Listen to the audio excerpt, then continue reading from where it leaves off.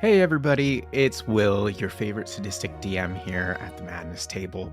So, we are crazy excited to be sponsored by our new friends at Homie and the Dude as they promote their new Kickstarter project called The Wandering Tavern. Now, I've got a couple super important things I want to tell you guys that are super specific and some of the best parts that we enjoyed as this project is about to kick off in April. Now, The Wandering Tavern is a system-agnostic floating TTRPG setting with optional D&D 5e stats included, so you don't have to do D&D. It's packed full of plot hooks, mysteries, threats, and everything you need for a campaign. However, if you've already got something established like our kind of world, The Wandering Tavern is this perfectly unique pit stop for your players to visit or take a load off and delve into a totally different sort of adventure. Some of our favorite parts include while you're immersed in this wonderful Studio Ghibli inspired world, is that they got real recipes made by a chef that you could make for your table. So when your friends get introduced to it and they take a load off at the tavern itself, you can pop out these snacks for everybody to enjoy while you're doing that. Now, as they get to explore this immense soaring city full of battle maps that detail its every nook and cranny and get to know its wide range of unique NPC patrons and staff, untangle dark mysteries across this vast metropolis, all while using remarkable magical items to protect themselves from the twisted spirits stalking the halls. And that's just another super fascinating part of this entire platform that they are launching from. The magic items that pertain to all the little story elements, but could also be used in the wider world of your game if you are moving out into a broader range. It's incredible. If you're worried at all about the risks of traveling the sprawling skyscape, not to worry though. This guide includes 6 brand new airships called Zephyrs, along with 51 parts and stations that these players can customize, and it comes with 5e stat blocks to make their journey a breeze. Now, Kickstarter backers of the Wandering Tavern will also receive a free subscription to their Ship Builder webpage application, and it's truly amazing, everybody. The builder allows users to create their dream airships where you can mix and match over 200 parts and stations with even more on the way for endless combinations. And once you're done, it then provides you a full custom airship D&D 5e compatible stat block, which is awesome. We have gotten to look over a number of sample materials for you guys. The Zephyr Builder is phenomenal. The tavern maps and battle maps, it's got 14 layers, and there is even DM details outlining everything that you could possibly want to know. So if all of that wasn't really exciting enough for you guys, they are offering huge discounts on backer tiers for pledges made in the first 24 hours of the launch, so you got to get in there quick, okay? You can follow our custom link in the description to show your support, and we'll see you in the skies. A special thank you to Homie and the Dude for sponsoring, and let the madness begin.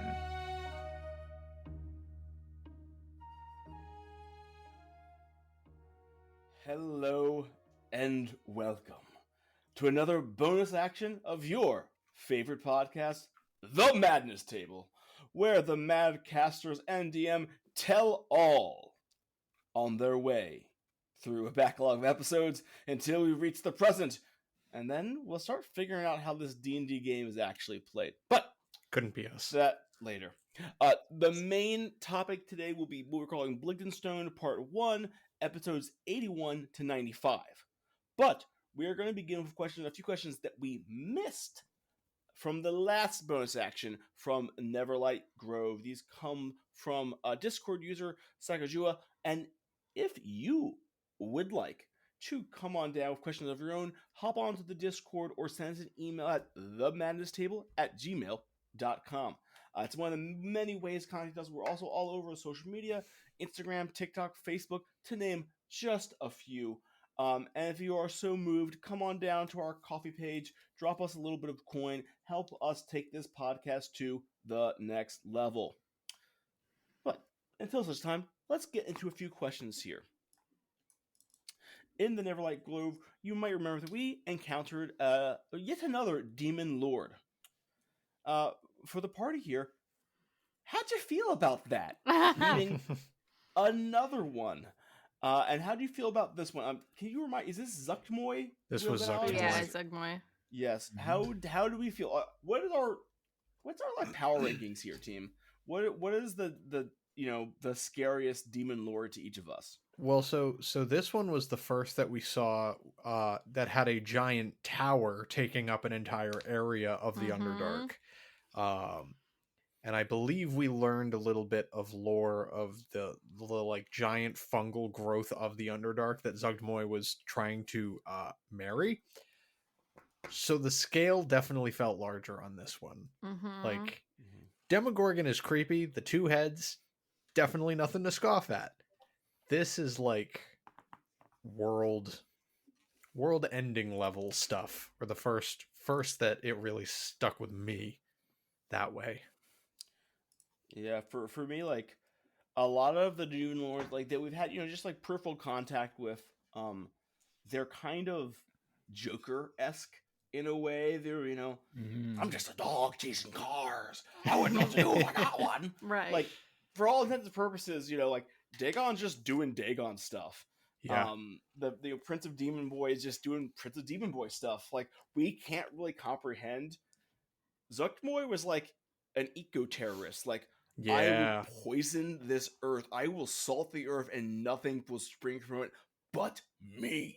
Which is like, oh, that is a direct threat to like everything. And I'm sure the other ones will end up being world-ending, but it's like, oh, this is world-ending like tomorrow. Yeah, we were seeing stakes in real time to deal with it.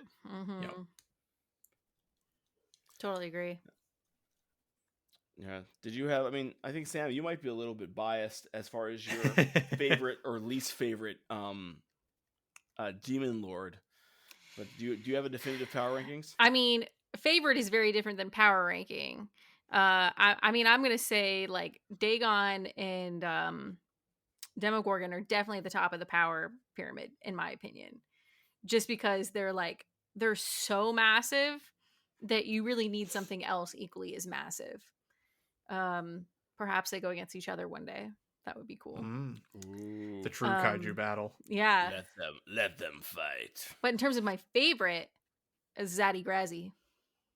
Ooh, the smooth operator. Careful listeners will remember Daddy Grazzy from the Dark Laura arc. Continuing now. Ongoing. Yes. Yeah. Will a second character of Sam's be sucked in by Zaddy Daddy? That would be amazing. We'll have to find him again. I mean, We'll God, I find hope out. not. Yeah. Just collecting a harem of Sam's characters. Yeah. Sam's over here like, I don't want romance. Then why are all four of your characters with Why are them, they all? Sam? Yeah. But Will, I can fix him. Near to us, Sure. it turns out she could not. She could. Yeah. It was at this moment we all knew she fucked up. Yep. Uh, And if there's one thing that comes in concert with our demon lord buddies, it's sanity checks. And boy, do they suck. oh my god. This one go. So I got your notes here that Starcaller, I believe, failed 3 successive sanity You sure checks. did. You sure did. And Yeah. asked, how did madness screw up your plans? Totally and completely. Yeah. I really love the madness like feature in D&D because it really does like add a psychological element. But damn, these effects are debilitating. Depending on which ones you roll too, like it can really pin you down, or at the very least, very much alter your play style. So like there's a lot of more, I hard to say intelligent things that Artemis might have done there. But he has a lot more room to operate when he has the use of all of his limbs and faculties. Yeah. It's one of the great loves and horrors of the madness rules. I'm also Mhm. just thinking of how much more complicated getting in and scaling that tower became when Zafel failed his madness check and ended up attacking all of you outside. Right. Mhm. Ugh. It messes with stuff, man. And thinking of things that mess up with stuff. Next question is: did any of you as players know the messed up lifestyle of microids before going into this section? Hell I thought no. they were chill. I No. thought they were all chill like my boy Stool. Yeah. I was wrong. I No, knew nothing. Yeah, it's pretty bad. We thought they were all like photosynthesizing and shit, Yeah. and they were out here absorbing people. Yeah, I mean, it's kind of like photosynthesizing. Just think of it as recycling. They're just Yeah. recycling. That's all. Yeah, no. Or the possessing thing, using fungal spores. That's all. the thing that messed with me was like going into the Garden of Welcome and finding the yeah. bodies of the drow that had been Mhm. like we were finding some of the drow that had been pursuing us. I think you had said they Yeah. they looked very Mhm. familiar. So yeah, seeing like just these people who had been chasing us, people that were intimidating, like had presence, were a formidable force, just turned to fungus zombies was it's terrifying. It was Yeah. absolutely grotesque. Terrible, terrible time. That was probably that and how they described Zuckmoy's tower, like the area around it and how it's just even worse than the Garden of Welcome. That was probably my favorite section of the chapter. Like, there was a bunch that could have happened, except you guys made a lot of really good arguments when you came in with Stool. Like, there was moments where I might have said this already, where the sovereigns are like, well, you seem kind of cool, but perhaps you guys can do us a favor before we like really welcome you in. But you guys kind of bypass that with really good role play in my mind. So like I passed it, but I was like, this is both in like the wedding processional. Yep. I was like, nothing in the book has touched on this kind of fucked up yet. So I was so excited for you guys to like hear and picture that moment. It truly was for me, at least, a top 10 most like, oh no, moment ever playing Dungeons and Dragons, and especially as one who has played with Will for as long as I have, there's a lot of oh no moments in these games. Yeah. And I think this is a wonderful conclusion to our never light look back here. What songs were playing in your characters' minds, including Ivan, Will, so think of fear, as our players are walking away from like the blazing Neverlight Grove after committing a regicide? Back in Black. Nice. just marching away, slow motion, cape like flying behind as the flames just poured from behind us. Yeah, Back in Black. Hell yeah. Sam, how about you? Oh my god. Yeah, I think it's just anything. Back in Black, AC, like Thunderstruck, anything with that kind of heavy, hardcore metal rock. Yeah. And how about you, Will? For Ivan, this is no joke. The first thing that popped in my head when I thought of Ivan in this moment, the classic children's song of London Bridge is Falling Down, but like what the fuck? But in a creepy, cold way, like yes, London yeah, they put it in a Bridge minor is key. Falling down, falling Oh my down, god! falling down. Just like that's Glad Ivan's he's mode. dead or gone. I am a deep appreciator, as having like a minor music background, of just how terrifyingly morbid nursery rhymes in minor keys sound. And that is, I mean, in general, they're fucked up. Yeah. Well, yes, and you can get into Mother Goose too, but we won't. Yeah. But yeah, just that is a perfect character and a perfect background for that. Yeah. For my boy Artemis. It's 2 songs. Actually, for my characters, I make playlists to like help me get in like the right mindset. And Nice. there's 2 songs that like really like fit this for me. And one is the version of the immigrant song from The Girl with the Dragon Tattoo. Oh, Huey Matthews yes. and Daniel Craig, Yes. like a Yep. high like female vocals. And the other one is Every Way Walk in This Land by Paul Conklin. Just a song about sinners getting what's theirs. Nice. Which I think is just fitting for a place that held so much hope and then suddenly really had to burn. As one of my friends who I played with for quite some time said, sometimes it's time for the paladin to do paladin things. And at least in the D&D context, that does involve a lot of burning things to the ground. That's actually like, as we're sort of transitioning out of the Neverlight Grove thing, it's actually a very sad moment of like, this was at one point a very happy, thriving, probably very beneficial to the ecosystem society. And just the idea of that having to be wiped clean. Like, Yeah.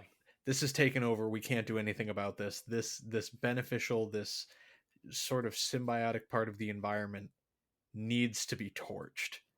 Like, we can't do anything but burn it down. It's just so sad to think about. That's very true. But that's the campaign. There's for those of you that have watched Peaky Blinders, you've probably heard this song, but this one occasionally plays in my head, just like from a lot of things you guys have done. And there's another one that I can't remember at the moment, but the song Red Right Hand by Nick Cave and the Bad Seeds.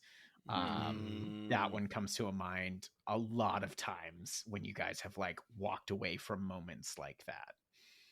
So look that up for everybody that doesn't know that one. And we do tend to find those moments, don't we? You do. Excellent.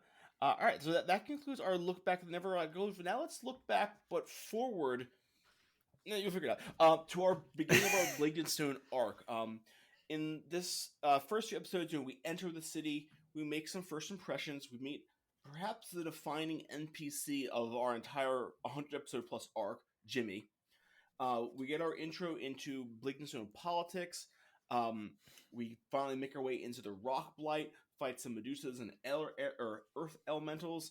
And then we start off on what will become the kind of the final battle. We'll get into that in the next episode here. But first off, entering the city. Jimmy, Brendan, Will. Why? Improv, man. Oh, yeah. It was literally just Will and I fucking with each other of like Hestor trying to get into the gate and this sassy NPC being a pain in the dick. And, Hestor is, tried to be around the city, tried to help out the city. So like, he's not, at that point, he wasn't in, like he was still very much, sort of questionable in the eyes of the city of Blingdenstone. So like, he doesn't know all the guards well. He doesn't have the inns. He still like has to push a little bit to be let in. So the relationship with Jimmy was just like, oh, here's this guy at the gate that I have to, fuck with and give shit to get in, and he's a pain in my ass. And Will took it and fucking ran with it. It was aplomb, sir. Yeah, it was very much the yes and era with not much of the no but considerations. Because it wasn't Jimmy that you talked to at first. It was, I forget the name of the other guard. I'd have to go back and listen. It was but some Jimmy generic name. It was just like generic normal guy. I feel like it was Ralph or something like that. Something like that. And then Jimmy just came out of it, and I was like, you know what? Here it is. I'm going to make an annoying NPC that wants to stick around all the time. And I fell in love with Jimmy. So, yeah. It's a wonderful place to be. Mm-hmm. So, Will, this is, I think, we've touched on populated areas before, but this is the first place that I feel was kind of like there's like a lot of political dimensions that we really delved into, that we engaged with. There's a lot going on in Blingdenstone like how much of these dynamics, how much of them were like the module, how much of them were you, how much of them were improv, and kind of working these factions together. So like the Senny and Dorbo, the Burrow Wardens, the like Ruby and Ruff, the Enclave, like the Stoneheart Enclave and all those are actual sections from the book of factions. The like the Bazaar, like there was different writings for every single area, and there was a section of like the Pudding King and what is he doing in Blingdenstone, the Were Rats. There was a little bit of information on the feedback. I will say the foaming mug, Tappy and Jimmy's place of home, like 2 sentences of like, this is the local inn. The rest of that was improv and like became far more of a hub as we went through it. What about that whole thing of like Foamy helping the townspeople, like absorbing people for the, was that you or was that written in? That was me. Damn, that dude. was so this is interesting, and we can talk more about it in part 2, but the Pudding King is incredibly in like I'm on a couple of different boards for Out of the Abyss. He is incredibly underwhelming for the level that parties are expected to be at, and for the number of characters that are usually in a party. Like they're like, there's generally 5 to 6 players plus potentially all these different NPCs with them, and he is like,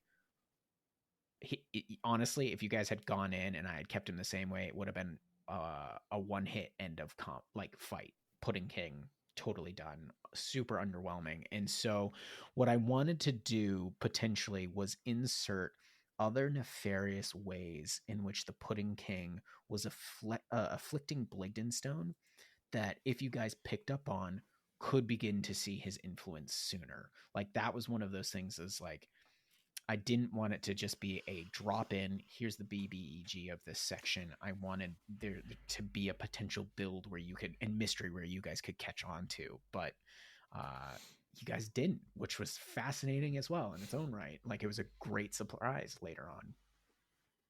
We are good at missing things. I have great news.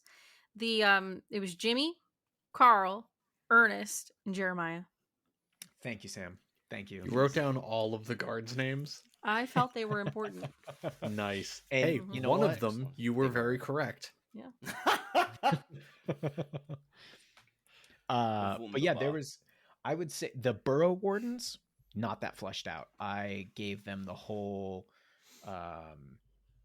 extra bits about like the armor and the rings and more of the story and depth to them. The quest line of being like, can you help us, quiet the restless souls within Blingdenstone? That was all book.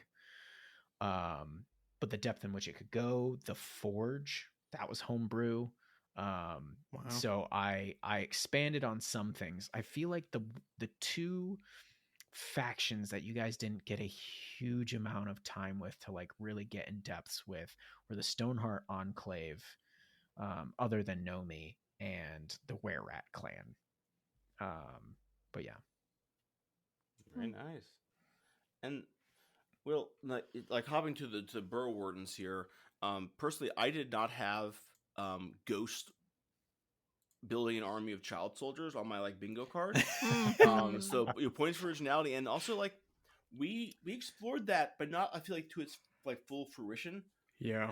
Were there any spicy things that would have happened if we had quieted all of the Burrow Warden spirits?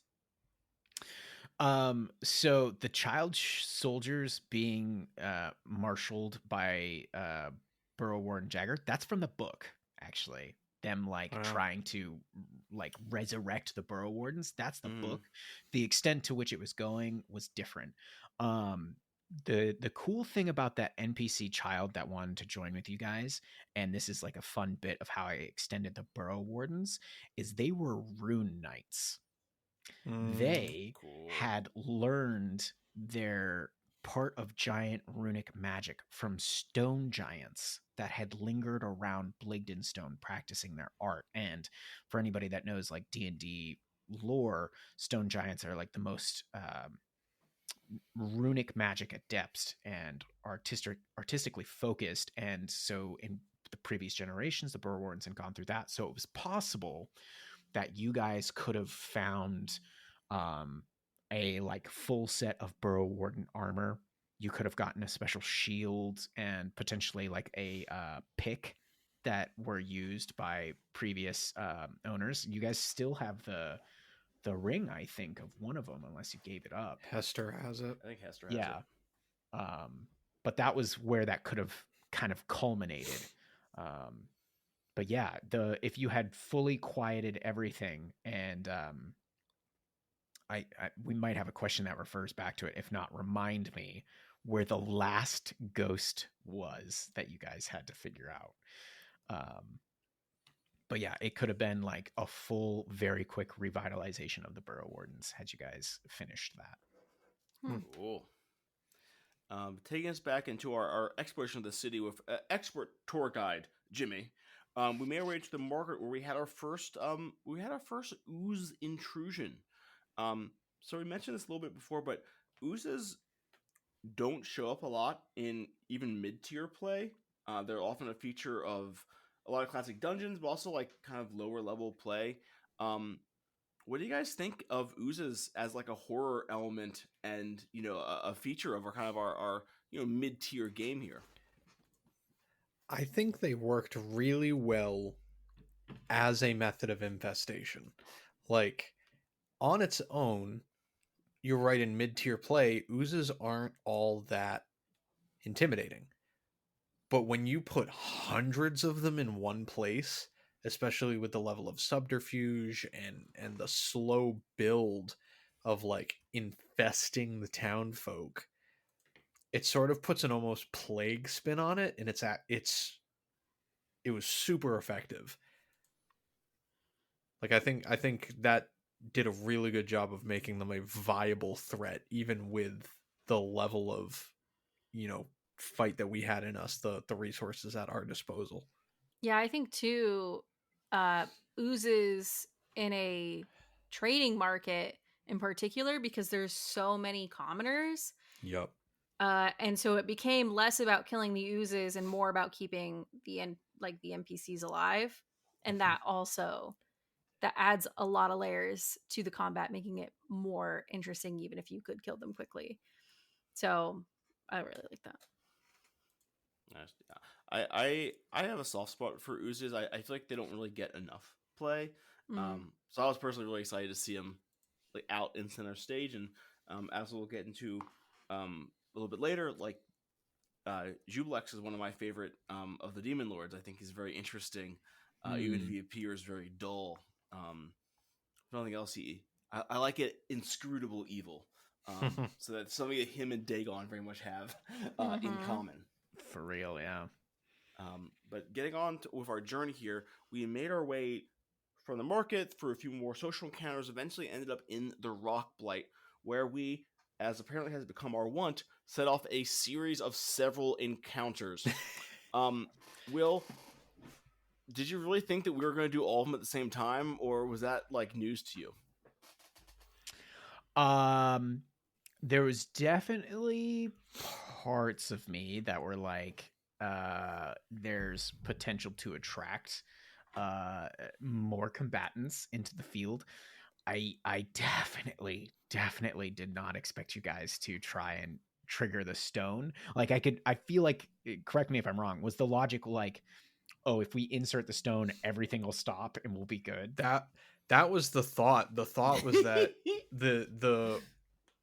the whole infestation was coming from, or I think what oh god, what was his name?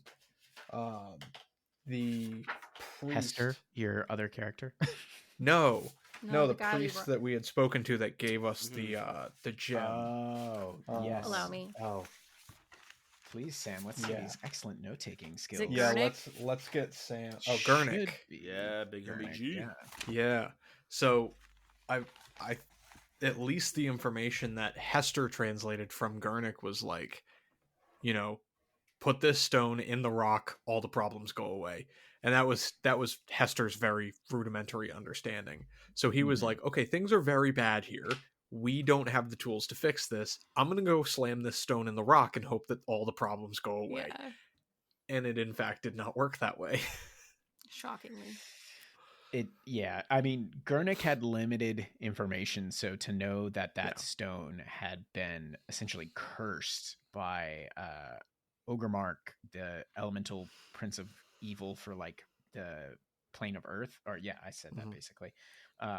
Had no idea that had basically been cursed. So I was like, oh no, they're charging towards it. And what happened with that stone, that's straight out of the book. I didn't mess with anything from that. And I was like, oh God, don't do it. Oh no. You know, we like to take care of all our problems at the same time. Yep.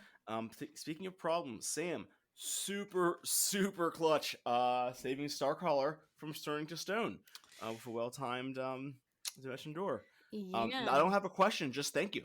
That was clutch. It's a good touch point. It was a lot of fun. Got to leave Spell behind.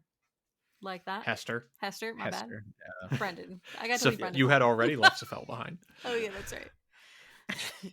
Fuck that guy. And I'm not gonna lie, Brendan, I'm kind of surprised that Hestor survived essentially solo. So am I. That bullshit.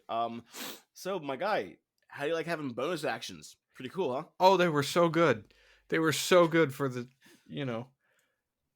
I love them. There's a lot of very useful things, and I struggled with the Ranger a little bit just because they don't have the tool belt that wizards have. But being able to do multiple things in a round and potentially save your own ass that way was nice for a brief period of time. Very brief. Nice. And like Medusas. This is my first time ever fighting a Medusa.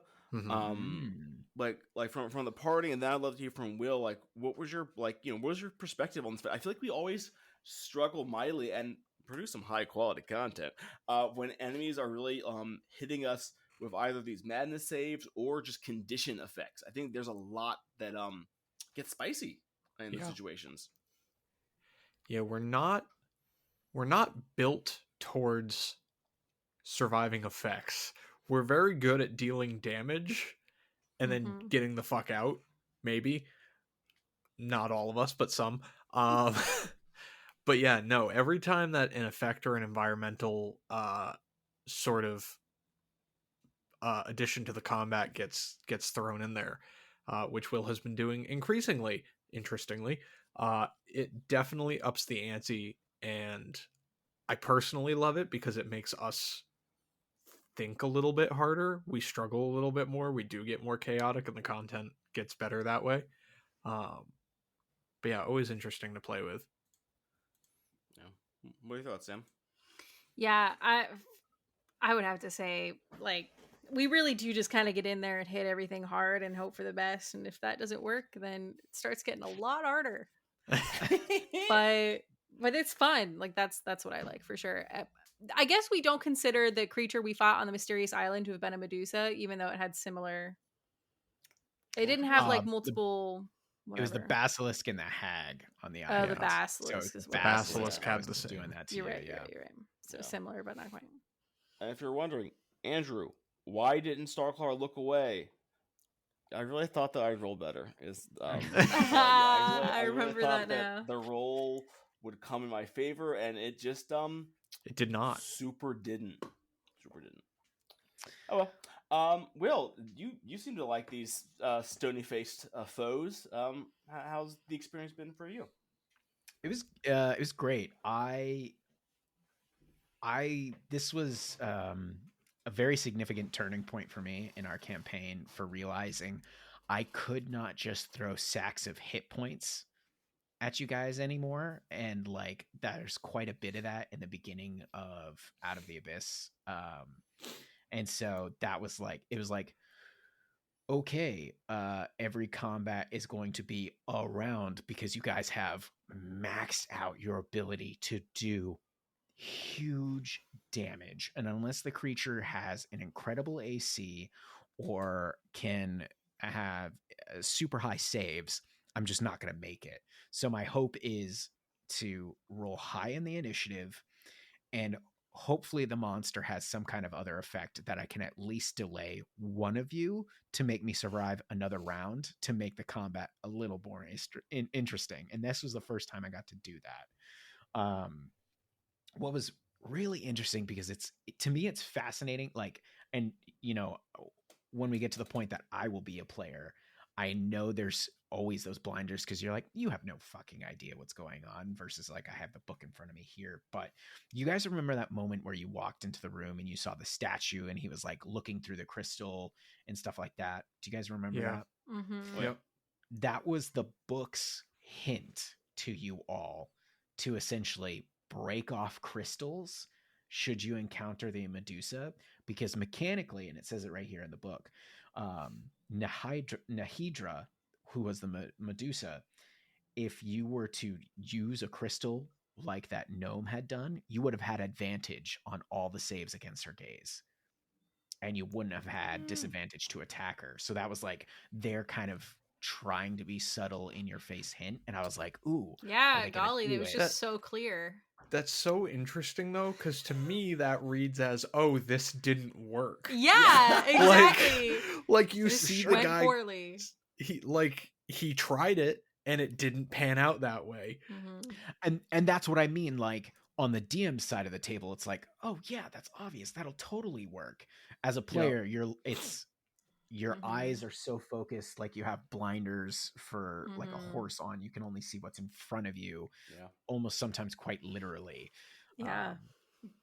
But that was fun. I totally expected that to be the fight that you got into first, or you guys were going to go down into the cave with all the drow statues and set that off first.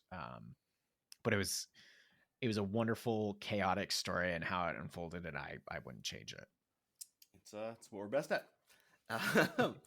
But speaking of what you are best at, Will, the Rat King, the rodent godfather, Don Corleone of the Underdark himself. Will, what the heck, my guy? Yeah. When did you decide that he was the godfather? I, no joke, decided that right before we started recording for that episode. And I see there's a question in here. It was like, how long did I practice having cotton balls in my mouth? Yep. 5 minutes. Practice that, and it wasn't cotton balls. I was like, oh shit, I gotta come up for a voice for Chipgrin. What am I gonna do? And I was like, I'm going the Godfather on this. And I, no joke, reached over to the giant pile of D20s that I had, and that's what I threw in my mouth. That's what? Oh my god. And I like stuffed him down to the side. I'll be honest with you guys, it hurt. It hurt a lot. Yeah. So there was moments where I had to like unsanitary. where I had to change characters that I like popped them out, and I was just like, put him on a napkin beside me, and I was like, I need something else, and I was like, just try it without it, and I couldn't do it one of the times I tried, so I grabbed a smaller set of dice. Oh my god. And you got some D4s in there stabbing your fucking gums. I went to D6 and then I went to the D4, and I was like, please stop talking to him. Please stop talking to him. But I was like, he's too charismatic. This is what he does. So that's how that happened. But like, that is incredible. That's one of those things I was like, God damn it. He came out. There's certain characters I don't practice because I'm like, I don't want to put in, like, I have no idea when you guys are going to go there, if you're going to go there. So I was like, I'm not going to put a shit ton of pre-work effort into it, because I was like, if it happens, it happens. And that was one of those moments where the role play started, and I was like, fuck, this is good. And I wish we had more time to play with that now. That's great. Yeah. Love it. With we got sent out on our quest with from the Rat King himself, out to find this medic, who we'll talk a bit about in our next bonus action. Our friend. Does it strike any of you that we always seem to not buy the stuff that we need when we buy stuff to leave town? And what does that say about our shopping practices I- as adults? I gotta be honest, Andrew. I got a great inventory. I feel like I am prepped. I have everything I need. Yeah, I I've seen don't know Sam's what spreadsheet. you're She's doing actually doing wrong. pretty good. Yeah, I mean, I get dynamite in every town we go to, health potions galore. I stock up on my weaponry. I'm good. I, Okay. as someone, Brendan, go ahead. What you got? as someone who is a spell preparer, I'm very familiar with the concept that you can just never prepare properly for what is going to happen in a D&D session. You may think that you got the right stuff, and 80% of the time you're wrong, unless you're Sam. That's why you get more stuff. I've got nets, I've got caltrops, I've got grappling hook sets, I've got climbing kit, I've got a deck of illusions. Sam, like that stuff is heavy. Okay, Just a Swiss Army knife. we have a bag of holding. Sam do. was very I have methodical. to give you my stuff. Yeah, when exactly. What'd you say, Will? She messaged. I said you were very methodical when I was like, yeah, okay, you guys get to do some shopping. Sam sent me like 30 things and was like, approval. And I like went through and I rolled Money, on please. some. Yeah. And then both like Andrew and Brendan are like, guess I should these get a two things health are good. potion. But Sam, hear me out. If we fill the bag of holding with all of this arguably useful stuff, where am I going to fit the next dragon egg? Good question. I'll 'Cause get you rid know of all what's the shit coming. for a You dragon know what's egg. coming. Yeah. Dump it out now. Dump it out. Yeah. Excellent. Now, as we roll into a couple more just general questions here, first of which, again from our good friend Sakajua, do we know Scylla or Starcar's Infinite Madness? And we have actually talked about this behind the screen. We're not going to tell you. There may come a time when you have your chance to guess, and we will confirm or deny. But at the current time, we're just going to let that roll out as role play for the moment. And I want to get to this question next here. Do you, Brendan, when you're creating Hestor, Sure. do you have any specific inspiration for our rat man?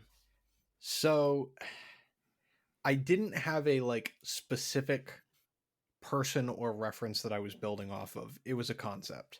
So Hestor, and I think we talked a little bit about this at the end of the last bonus action, maybe. But Hestor was meant to be a transition character of sort of the like bringing you into the next step after losing your companion or your friend. And the sort of the concept that he was meant to be was someone who had never felt like he belonged, someone who had never had a community. So he would latch on to people who had just lost theirs and carry them into whatever was next. Who's a parasite? Sort of. It's more symbiosis. But yeah, kind of. But yeah, that was sort of what I shot at Will, because I was still very much in my grieving process of losing Safel.